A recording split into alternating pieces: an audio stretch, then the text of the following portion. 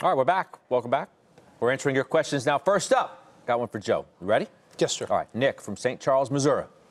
Halliburton appears to be on support at the bottom of a range. Might be seen as a decent defensive play during a pullback. What do you think? Nick, thanks for the question, but I disagree on that. I don't know necessarily if I'd call this at the bottom of the range. I think when you look at the global oil scenario, there's too much trouble out there. There's pockets of areas where you're seeing significant supply, and then there's pockets of area you don't see the demand. So global player that Halliburton is, I'd rather have a ConocoPhillips, an Anadarko, or maybe even a Hess. All right, got one for you, Josh. Yeah. Anthony from Merrick, New York. Starwood Property Trust for the dividend. You like it?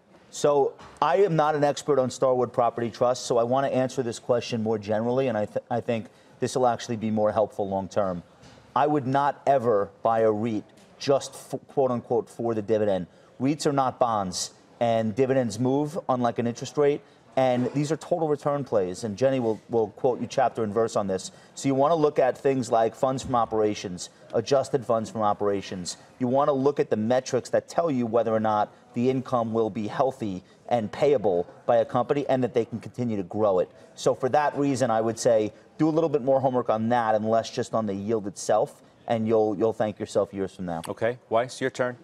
Lance in Arkansas on Palo Alto Networks versus Cisco. Open question. Better pick right now. Palo Alto or Cisco? So Palo Alto is in the hottest space, right, of software right now, whereas Cisco is really leveraged to the global economy.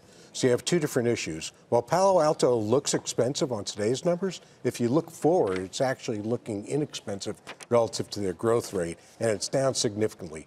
So if you're willing to hold on to Palo Alto for a long while, because they've got a quarter coming up and it may miss the quarter, and I don't know if it's going to be good or bad. The market's saying it's going to be good because it's rallied. So I'd rather buy it after the quarter and hold on to it than own Cisco, which is a great company and great in a down market.